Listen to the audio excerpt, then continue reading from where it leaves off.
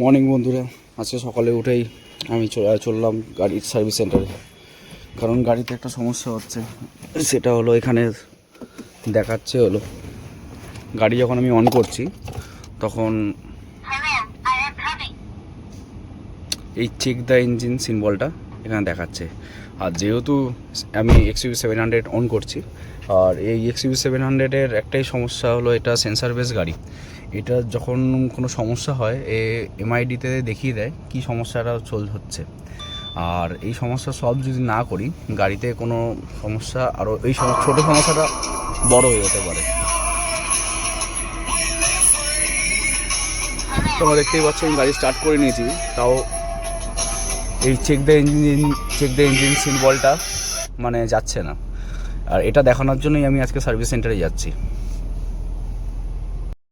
অনেকটা রাস্তায় চলে আসলাম। আমি যেহেতু নিউ টাউন থাকি আমি, আর আমাদের সার্ভিস সেন্টারটাও রাজারহাটের মধ্যে পড়ছে, কলকাতা রাজারহাট। তার জন্য আমি নিউ টাউন হয়ে রাজারহাটের দিকে যাচ্ছি।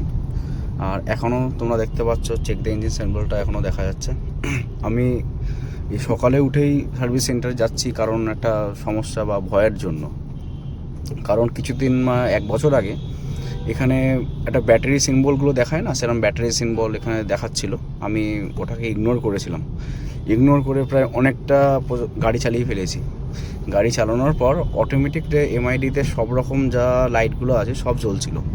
জ্বলতে জ্বলতে গাড়ি অটোমেটিক স্পিড বন্ধ হয়ে গেল, গাড়ি ব্রেকিং করা বন্ধ হয়ে গেল, সব কিছু বন্ধ হয়ে গেছিলো। এবার তখন আমি ওটা যেহেতু আর গাড়ি চলছিল না, তখন আমার টো ফ্রি ছিল, তখন সার্ভিস সেন্টার থেকে গাড়ি টো করে ওরা সার্ভিস সেন্টারে নিয়ে যায়। তখন গিয়ে বলে যেহেতু আমি গাড়িটা চালিয়েছিলাম ওই সিম্বলটা দেখার পরও, হ্যাঁ, তার জন্য গাড়ির অল্টারনেটারটা পুড়ে গেছে। যেটা আমার নাকি 2000 টাকার মধ্যে হয়ে যেত, সেটা আমার মোটামুটি ম্যাক্স খরচা পড়ে গেছিলো 28K।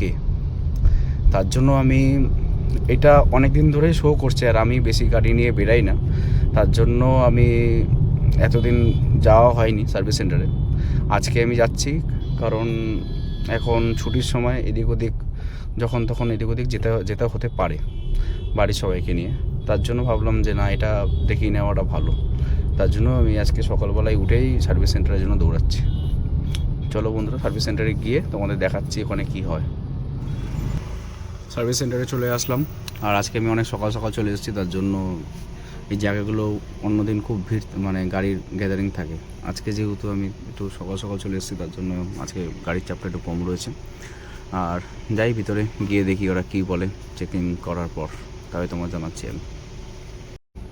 আর আজকে আমি গাড়ি চালিয়ে ফেললাম 2, 3, 4, 5, 6, মানে পুরো সিরিয়ালভাবে আমার কিলোমিটারটা সাজানো হয়ে গেছে। দেখতে পাচ্ছ তোমরা গাড়ির কাজ শুরু হয়ে গেছে।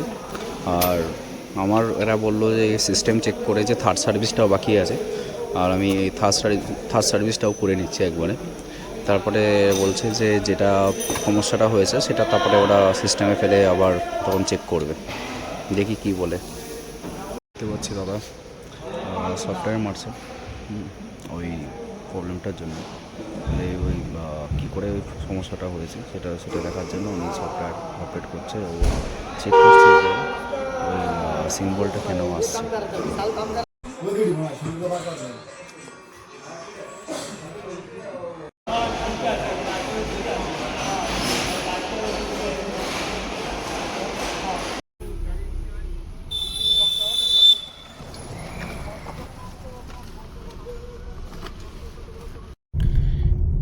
তাহলে বেরিয়ে পড়লাম ওখান থেকে, রাস্তায় বাড়ির দিকে যাচ্ছি।